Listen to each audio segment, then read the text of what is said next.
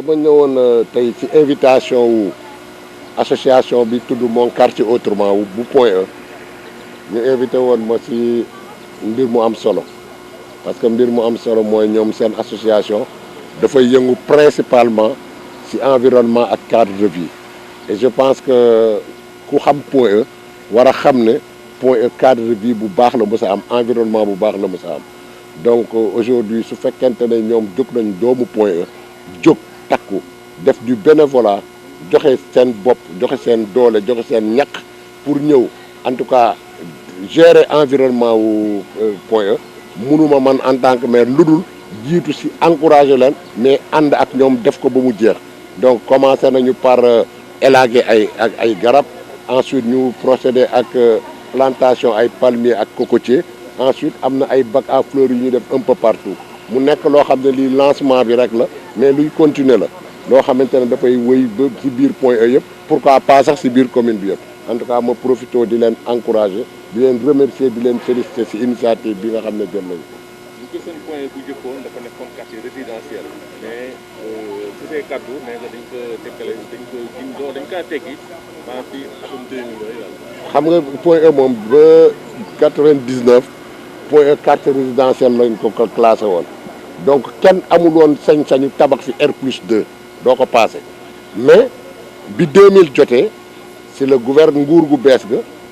déclassifié Point E génne ko quartier résidentiel def ko quartier d'affaires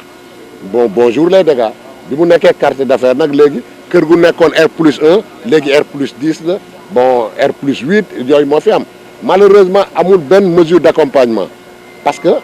canalisation par exemple bu fekkente ne dañu prévoir une canalisation pour ay kër yu ndaw ak këru R+1 léegi ñu def ko quartier d'affaires mu am ay immeuble R+10 R+8 te canalisation bi fa nekkoon kenn changé wu ko amul mesure gis nga problème yi ñuy andi donc du ko attan moo tax inondation yi bari yeneen ak yeneen bouché yi et cetera donc loolu mu doon loo xamante ne waa ko quartier bi dinañu ànd ak maire bi jéem a xool naka la ñuy trouver solution parce que solution bi moo di société yi nekk biir Point E entreprise yi nekk biir Point E andi fi coow problème bi yooyu waa Point E dañuy am sax problème mu gaare seen oto seen buntu kër problème mu ndox daf fii am lu nekk daf fii am donc ñooñu nga xam ne tey ñoom ñoo participer ci situation boobu am mais ñooñu war nañu dugal seen loxo ci biir quartier Point E parce que mënuñu am seen entreprise di gagner ay millions voire des milliards ba pare duñ ko delloo askanu Point E donc loolu moo tax ci sama wax sànq nee naa leen dinañu dajale waa Point E yëpp dem seeti képp koo xamante ne am nga entreprise ci biir Point E wala am nga immeuble ci biir Point E li ñuy wax la responsabilité sociétale de l'entreprise RSE boobu ñoom ñu doxal ko ak waa Point E désagrément yi leen causé ñu xam nan lañ ñu xool naka lañ koy defee pour ndàmpaay laa koy tuddee peut-être mais activité yi nga xamante ne moom la ñuy organiser ñoom ñoo ko war a jël en charge pour cadre de vie bi gën a améliorer. di lancer appel ndaw yeeg mag ñi yëpp ñii li ñu def ñoom bàyyi seen i nelaw bàyyi seen i itte takkoo booloo uniquement pour lu rafetal seen quartier uniquement pour loo xam ne lu naatal seen quartier la defe naa ne ñëpp ñoo leen ci war a fekk si donc may lancer appel boo xamante ne si ñëpp la jëm parce que lii ñuy def mun na law si Point E yëpp pourquoi pas law si biir commune bi yëpp en tout cas ñun maire yi ñu ngi seen ginnaaw ñu ngi seen kanam fépp foo xamante ne soxla nañu fa incha allahu rabbi ñu ngi ak ñoom.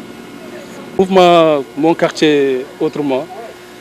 li ko sos mooy madame Bintou Niass moo tukki woon lu yàgg ñëw ba mu ñëwee mu gis ni Point bi mu bàyyoon ak Point bi mu fekk fii y a une très grande différence sur ce mu mobiliser les jeunes et les habitants